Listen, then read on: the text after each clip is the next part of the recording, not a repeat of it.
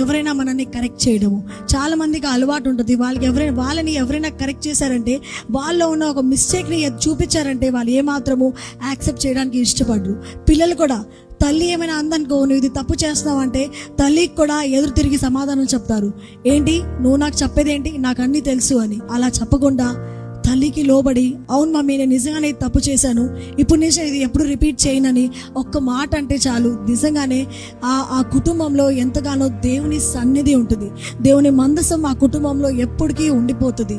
మన మిస్టేక్స్ని మనం యాక్సెప్ట్ చేస్తే మనము నిజంగానే ఎంత గొప్ప వాళ్ళం అవుతాము. మన మిస్టేక్ని యాక్సెప్ట్ చేయాలంటే మనకి చాలా ధైర్యం కావాలి, చాలా అంటే చాలా ధైర్యం కావాలి. చాలా తక్కువ మంది స్త్రీలు అది చేయగలుగుతారు. ఇవాళ మనం ఒక నిర్ణయం తీసుకుందాం. నా ఇంటికి వెళ్ళిన తర్వాత నేను ఏ మిస్టేక్ చేసినా సరే, ఎప్పుడైనా తప్పు చేసినా సరే, నన్ను ఎవరైనా కరెక్ట్ చేశారంటే నేను నా మిస్టేక్ని యాక్సెప్ట్ చేసుకుంటాను. I will accept my mistake. అవును నేను తప్పు చేశాను, ఇప్పుడు నుంచి ఎప్పుడు నేను ఈ తప్పుని మరలా రిపీట్ చేయను. ఒక మాట అంటే చాలు, నిజంగానే మీరే చూస్తారు, మీ కుటుంబంలో మీరు ఎంతగానో చేంజ్ని చూస్తారు.